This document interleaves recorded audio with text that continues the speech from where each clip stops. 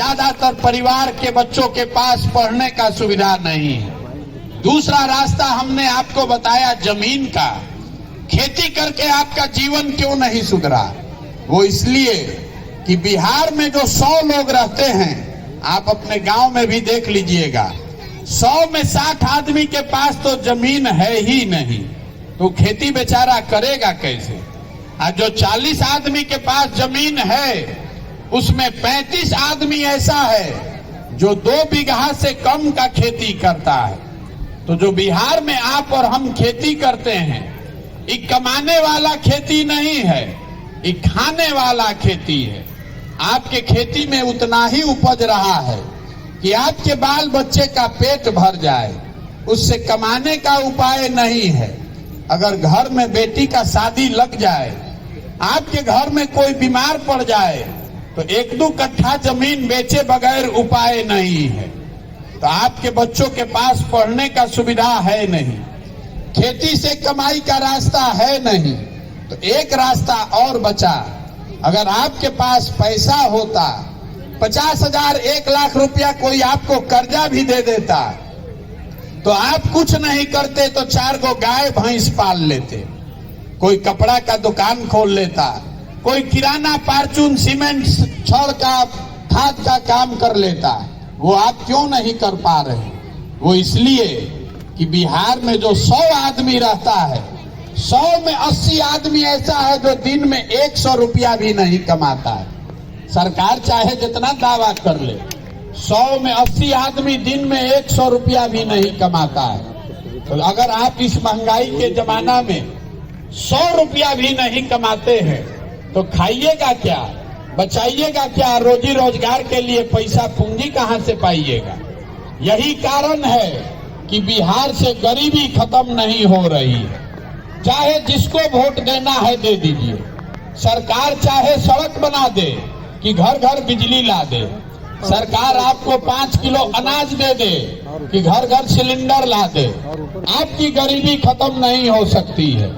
गरीबी खत्म होगा तब जब यहाँ के बच्चों के पढ़ने की व्यवस्था हो, जब यहाँ के खेती को कमाई वाला बनाया जाए और घर घर हर महिला को, हर युवा को रोजी रोजगार के लिए पैसा पूंजी दिया जाए।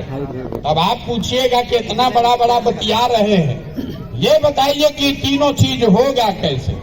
यही आपको बताने आए हैं। आपको जो बात अभी सिखाएंगे ये समझ में आए तो और कुछ हो चाहे नहीं, आपके बच्चों के लिए पढ़ाई या रोजगार हो जाएगा।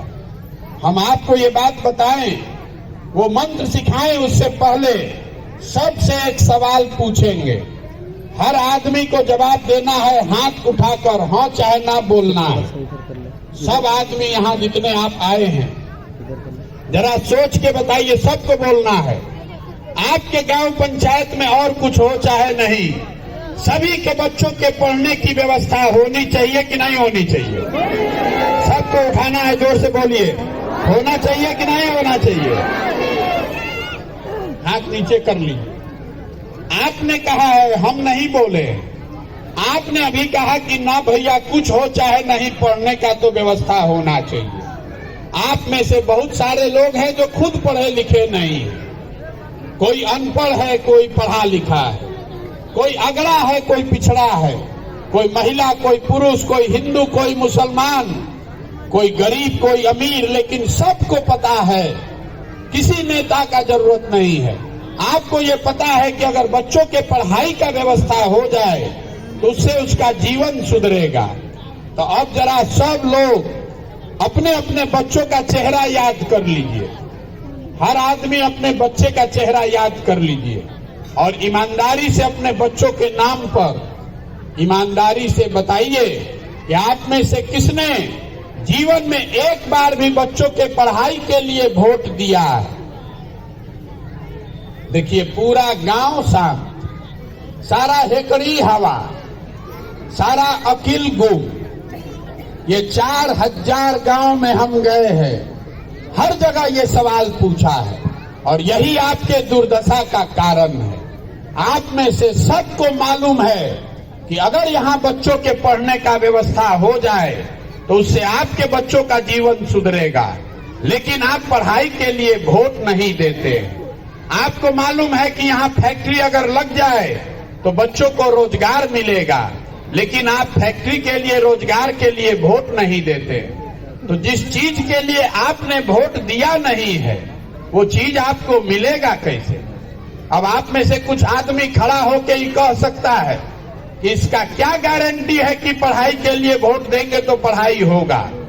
हम आपको लिख कर दे देते हैं, वोट जिसको देना है दे दीजिए, लेकिन अगर आप पढ़ाई के लिए, रोजगार के लिए वोट देंगे तो लोकतंत्र का यही जादू है। आप अगर पढ़ाई रोजगार के लिए वोट देंगे तो पढ़ाई रोजगार आपको मिलेगा। अगर हमारी बात पर भरोसा नहीं है तो आपको अभी गिनवाते हैं कि जिंदगी में आपने जिस चीज के लिए वोट दिया वो चीज आपको मिला कि नहीं मिला। अगर हम सही बोले तो सब लोग को हाँ बोलना है, अगर गलत बोले तो तुरंत ना बोलिएगा। बिहार में यहाँ घर घर से 5 किलो अनाज के लालच में लोगों ने मोदी जी को, भाजपा को वोट दिया है। तो 1 किलो चोरी करके 1 किलो चोरी करके 4 किलो अनाज यहाँ के लोगों को मिल रहा है कि नहीं मिल रहा है? सबको बोलना है, मिल रहा है कि नहीं मिल रहा है? आपने हिंदू मुसलमान बनके अयोध्या में राम मंदिर बने इसके लिए वोट दिया। तो आपके इस गांव में, पंचायत में स्कूल अस्पताल बने चाहे नहीं, फैक्ट्री लगे चाहे नहीं, अयोध्या में राम मंदिर बन रहा है कि नहीं बन रहा है? आप में से बहुत लोगों ने बिहार में बिजली सुधारने के लिए नीतीश कुमार को वोट दिया। तो इसी बदहाल बिहार में बिजली का बिल 2000 आए चाहे 6000, घरे घरे बिजली आया है कि नहीं आया है? आपने सिलेंडर के लालच में वोट दिया मोदी जी को, तो सिलेंडर का दाम 1000 हो कि 1200, घरे घर सिलेंडर आया है कि नहीं आया है? किस चीज पर आपने वोट दिया है जो आपको नहीं मिला? आपने खुद कहा कि भैया हम लोग पढ़ाई के लिए वोट नहीं दिए, हम लोग रोजी रोजगार के लिए वोट नहीं दिए। तो जिस चीज के लिए आपने वोट दिया नहीं है वो आपको मिलेगा कैसे? हम पैदल इसलिए चल रहे हैं कि आपको जाकर गांव गांव में ये बात समझाएं। हाथ जोड़कर एक ही बात बता रहे हैं, मेरे भाई, अगर आप अपने और अपने बच्चों का चिंता नहीं कीजिएगा तो दुनिया में कोई नेता, कोई दल आपके बच्चों की चिंता नहीं करेगा। काहे करेगा भाई? जब आपको अपने बच्चे की चिंता ही नहीं है तो हम आपके बच्चे का चिंता क्यों करेंगे?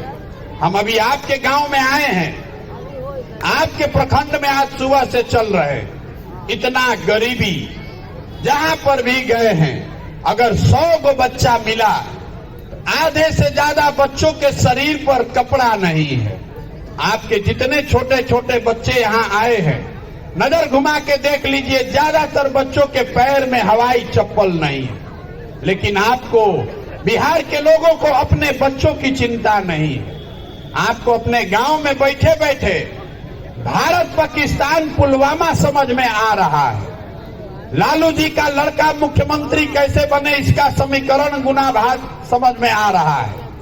मोदी जी का 56 इंच का सीना दिख रहा है, लेकिन अपने बच्चों की दुर्दशा नहीं दिख रही है। तो आपका बच्चा नहीं भोगेगा तो कौन भोगेगा?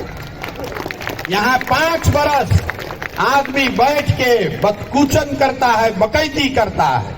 जहाँ 5 को बिहार का आदमी बैठेगा, घर में, दलान में, खेत खलिहान में, चौक चौराहा पर, चाय के दुकान पर, जहाँ 5 आदमी बैठा तो यही बतियाएगा कि बिहार में कितना भ्रष्टाचार है। हे भैया पढ़ाई नहीं है, हे भैया रोजगार नहीं है, नाली गली नहीं है, अस्पताल नहीं है। और जिस दिन वोट देने जाएगा तो सारा अकिल गुम, सारा बात भूल जाएगा। बिहार में वोट देने के दिन लोगों को सिर्फ 4 गो बात याद है। 4 गो बात यहाँ के लोगों को बुझाता है। पहला बात, हमारा जात क्या है और कौन हमारा जात का नेता खड़ा है। वो चोर हो, बदमाश हो, अपने जात का है तो उसी का जाकर बटन दबाइएगा। जो जात से बचा वो धर्म में फंसा। चुनाव से पहले हल्ला हो गया सारा हिंदू एक हो जाओ। पुलवामा हो गया, पाकिस्तान पर बम गिराना है, मुसलमान नहीं जीतना चाहिए। तो जिनके बच्चे आधे पेट खाकर जी रहे हैं, अनपढ़ हैं, मजदूर हैं, उन्होंने अपने बच्चों की परेशानी भूल कर जाकर फिर भाजपा को वोट दिया, जो दोनों से बचा। तो जिन लोगों ने यहाँ लालू जी का राज देखा है, तो कहता है कि 2 वोट 2 रोटी कम खाएंगे, लेकिन लालू जी का अपराध वाला राज वापस नहीं लौटना चाहिए।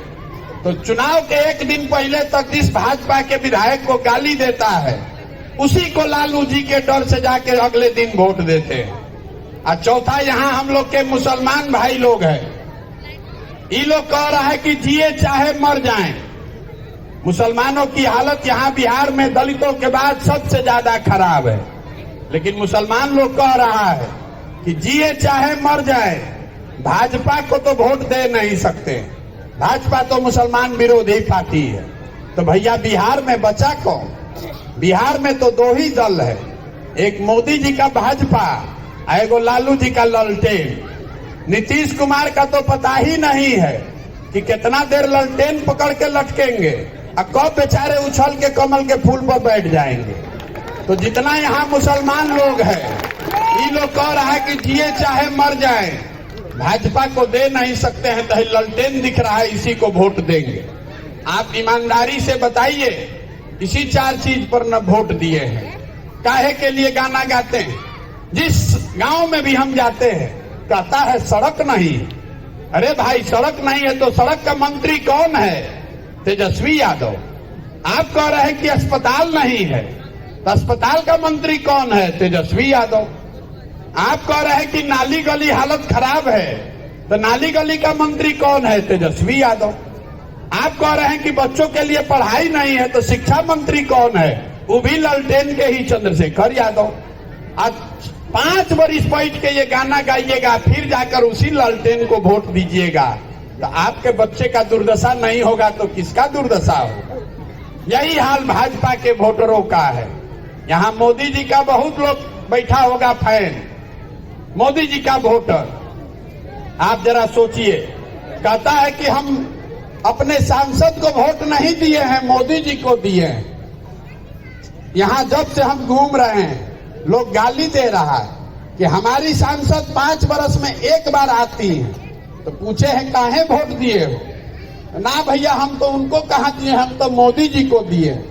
अरे भाई, मोदी जी को वोट दिए, मोदी जी 10 वर्ष से देश के प्रधानमंत्री हैं।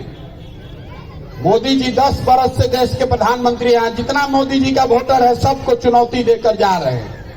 मोदी जी ने देश बिहार के लिए कुछ किया कि नहीं, ये बहस मत पड़िए। मोदी जी के प्रधानमंत्री बनने से बिहार का फायदा हुआ कि नहीं, इसको भी छोड़ दीजिए। अगर 10 वर्ष में मोदी जी ने एक बिहार के लिए बैठक किया हो, ये आप हमको प्रमाण दिखा दीजिए, हम कल से मोदी जी का झंडा लेकर चलने को तैयार। जिस आदमी ने, जिस नेता ने 10 वर्ष में बिहार के विकास के लिए एक बैठक नहीं किया, अभी 6 महीना के बाद चुनाव होगा तो उछल उछल के जाके कमल का वोट दबाइएगा, तो आपका बच्चा गुजरात में जाकर मजदूरी नहीं करेगा तो बिहार में फैक्ट्री का मालिक बनेगा। अरे आपको तो अकले नहीं, तो आपका दशा कैसे सुधरेगा? यही बात बताने के लिए घूम रहे हैं, हाथ जोड़ रहे हैं सबको। अरे मेरे भाई, अपना नहीं तो अपने बच्चों का चेहरा देखिए। नहीं सुधरिएगा, जाति धर्म नाली गली 5 किलो अनाज पर वोट का सौदा करते रहिएगा, तो लिख कर रखिए, जिस गरीबी बदहाली में आप जी रहे हैं, इसी गरीबी बदहाली में आपके हमारे बच्चों को भी जीना पड़ेगा। कोई इसको सुधार नहीं सकता है। लोग कह रहा है कि प्रशांत किशोर आए हैं। भैया, आप बहुत पढ़े लिखे हैं, आप सुधारिए, आपके पीछे हम लोग हैं। हम हाथ जोड़कर पहले कहते हैं, हमको आपका साथ नहीं चाहिए। अरे आप तो ऐसे लोग हैं जिन्होंने आपके बच्चों के मुंह से निवाला छीन लिया, जिन्होंने आपके बच्चों को अनपढ़ बना दिया, जिन लोगों ने पूरे बिहार को मजदूर का फैक्ट्री बना दिया, उसी नेता को जात और धर्म के नाम पर जाकर आप वोट देते हैं। आप अपने बच्चों के लिए नहीं खड़े हैं तो प्रशांत किशोर के साथ क्या खाक खड़ा होइएगा? अरे आपका तो अपने ठिकाना नहीं है, आप तो अपने बच्चे का आपका ठिकाना नहीं, आप हमारा मदद क्या कीजिएगा? हमारी मदद करने से नहीं होगा, अपने बच्चों की मदद कीजिए, अपने बच्चों के लिए खड़ा होइए। अगर आप अपने बच्चों के लिए नहीं खड़ा होंगे तो दुनिया में कोई आपके बच्चे के लिए खड़ा नहीं होगा। जिस गांव में जाते हैं कहता है मुखिया जी बड़ा चोर है, मुखिया जी कामें नहीं कर रहे हैं, नाली गली नहीं बनवा रहे हैं, राशन कार्ड में 2000-2500 घूस लग रहा है, इंदिरा आवास में 25,000-30,000 घूस लग रहा है। जरा याद कीजिए, 2 बरिस पहले अभी मुखिया का चुनाव हुआ, 500-500 रुपया लेकर वोट बेचे आप, मुर्गा भात खाकर वोट दिए आप, 2-2 गो पाउच पर वोट का सौदा किए आप। तो आपका मुखिया चोर नहीं होगा तो हरिश्चंद्र होगा। अरे आपको तो अपना वोटों बेचने नहीं आ रहा है, आपको वोट बेचने भी नहीं आ रहा है। 500 रुपया और मुर्गा भात पर वोट देते हैं। वही मुखिया विधायक जब जीत कर जाता है आपके हलक में उंगली डाल के 5,000-10,000 रुपया लेता है और आप 5 बरस बाद चिल्लाते हैं कि बड़ा भ्रष्टाचार है। तो जैया वोटवा बेच रहे थे उस दिन नहीं समझ में आ रहा था। 2 गो पाउच पर वोट का सौदा कीजिएगा और सोचिएगा कि नेता हरिश्चंद्र हो, ये नहीं हो सकता है। मेरे भाई जगिए, अपने लिए नहीं तो अपने बच्चों के लिए जगिए। संकल्प लीजिए, आधा पेट खाइए लेकिन अपने बच्चों को पढ़ाइए। और एक लाइन का मंत्र देके आपको खत्म करेंगे। वोट देते समय स्वार्थी बनिए, अपना स्वार्थ देखिए, अपने बच्चों का स्वार्थ देखिए। नेता आकर कहेगा देश के लिए वोट दीजिए, कोई कहता है जात के लिए दीजिए, कोई कहता है धर्म के लिए दीजिए, कोई कह रहा है लालू को हराना है इसलिए दीजिए, कोई कह रहा है भाजपा को रोकना है इसलिए दीजिए। हम आपको एक के लाइन सिखा रहे हैं, वोट जिसको देना है दीजिए, लेकिन वोट अपने बच्चों के लिए दीजिए। अगर आप अपने बच्चों के लिए वोट नहीं देंगे तो आपसे बड़ा गुनाहगार कोई नहीं है। आपने अपने बच्चों को मजदूर बनाने के लिए नहीं पैदा किया है। बच्चों को पढ़ाइए, उसको अच्छा आदमी बनाइए, तभी आपका गरीबी खत्म होगा। हमने आपको शुरू में बताया कि जन सुराज में हम किसी का मदद नहीं करते हैं, लेकिन एक इसका संकल्प है, इसको आप सुनते जाइए, इसको याद रखिएगा। भगवान ने जो हमको शक्ति बुद्धि दिया है, जो साधन व्यवस्था हमारे पास है, सब लगाकर हमने योजना बनाई है कि जब ये नई व्यवस्था बनेगी तो नाली गली बने चाहे मत बने, स्कूल अस्पताल जब सुधरेगा तब सुधरेगा, लेकिन साल भर के अंदर, इसको याद रखिएगा, साल भर के अंदर जितने आपके घर के लोग बाहर गए हैं मजदूरी करने और जो लोग भी यहाँ बेरोजगार बैठे हैं, सभी के लिए 12 से 15,000 रुपया का रोजगार का व्यवस्था यहीं स्थानीय स्तर पर करके आपको देंगे। बहुत आदमी भी कह रहा है कैसे होगा, अभी आपको बताते हैं कैसे होगा। आप खुद जवाब दीजिएगा, आपको समझ में आएगा कैसे होगा। आप जरा बताइए, पंजाब हरियाणा से आकर आपके प्रखंड पंचायत में कोई मजदूरी कर रहा है? बोलिए भैया, कोई कर रहा है? कोई गुजरात महाराष्ट्र से आकर आपके जिला सीतामढ़ी में मजदूरी नौकरी कर रहा है? कोई तमिलनाडु केरल से आकर यहाँ की मजदूरी कुदाली चला रहा है? काहे नहीं चला रहा? वहां पर भी तो गरीब है, वहां पर भी लोग मजदूर हैं, वहां पर भी नेता चोरी कर रहा है, वहां पर भी देश का यही संविधान है। लेकिन इतना व्यवस्था हर राज्य ने कर दिया है कि 10-12 हजार रुपया के मजदूरी के लिए, रोजगार के लिए किसी को अपना घर परिवार छोड़कर नहीं जाना पड़ता है। तो अगर ये व्यवस्था पंजाब में है, हरियाणा, गुजरात, महाराष्ट्र, केरल, कर्नाटक में है, तो बिहार में भी होना चाहिए कि नहीं होना चाहिए? तो होना चाहिए। तो 2 बात बताइए, अगली बार 4 किलो अनाज के लिए वोट दीजिएगा कि रोजगार के लिए वोट दीजिएगा? सबको बताना है, रोजगार चाहिए कि 4 किलो अनाज चाहिए? अपने जात का नेता चाहिए कि बच्चों के लिए पढ़ाई चाहिए? सबको बोलना है, जात का नेता चाहिए कि पढ़ाई चाहिए? तो इतने बात याद रखिए, अगली बार वोट जब दीजिए तो नेता को देखकर नहीं, अपने बच्चों का चेहरा देख के दीजिए और वोट का कीमत सही लगाइए। आपके वोट का कीमत नाली गली नहीं है, आपके वोट का कीमत 4 किलो अनाज नहीं है, आपके वोट का कीमत है आपके बच्चों के रोजगार और पढ़ाई। इससे कम पर सौदा कीजिएगा तो आप कभी भी गरीबी से नहीं निकल पाइएगा। और अगर इस पर सौदा होगा तो तय कीजिए, अगर आपके बच्चों को रोजगार और पढ़ाई न मिले तो जो नेता है, चाहे आपके जात का है कि पार्टी का है, उसको झाड़ू मार कर बाहर भगाइए, तभी आपके बच्चों का किस्मत बदलेगा। यही बात बताने आए हैं। हम वोट लेते मांगते नहीं हैं, चंदा पैसा लेते नहीं हैं, किसी का एक कप चाय भी नहीं पीते हैं। आप यहाँ आए हैं तो चाय भी आपको हम पिलाएंगे, लेकिन आपसे मांगने आए हैं आपका आशीर्वाद। ये टेढ़ा काम है, 50 बरस का जमा हुआ काई है। आप 5 दिन जाते हैं बाबा धाम तो आपका पैर और फूल जाता है। हम 13 महीना से पैदल चल रहे हैं, अभी कई महीना और चलेंगे। कैसे चल रहे हैं? ये चल रहे ऊपर वाले की कृपा से और आपके दुआ और आशीर्वाद से। अगर आपको लगता है कि जो बात हम बता रहे हैं ये ठीक है, जो काम हम कर रहे हैं ये ठीक है, तो और कुछ नहीं, जाते जाते हाथ उठाकर आशीर्वाद और दुआ देकर जाइए और बताइए कि ये प्रयास होना चाहिए कि नहीं होना चाहिए। सबको बताना है प्रयास होना चाहिए कि नहीं होना चाहिए। तो होना चाहिए तो इस धरती के सम्मान में एक नारा लगाएंगे, जहां आपके माँ बाप और पूर्वज पैदा हुए, जिसको आज बिहार कह के, बिहारी कह के हम लोग को अपमानित किया जाता है। इस धरती के सम्मान में हम नारा लगा रहे हैं। मैं बोलूंगा जय बिहार, आप सबको बोलना है जय जय बिहार, जय बिहार। यहाँ के आदमी में हतने दम है, हम चल के आ रहे हैं तो आपसे ऊंचा बोल रहे हैं। जय बिहार, जय बिहार, जय बिहार। बहुत बहुत धन्यवाद। अब आपको में से जिसको मिलना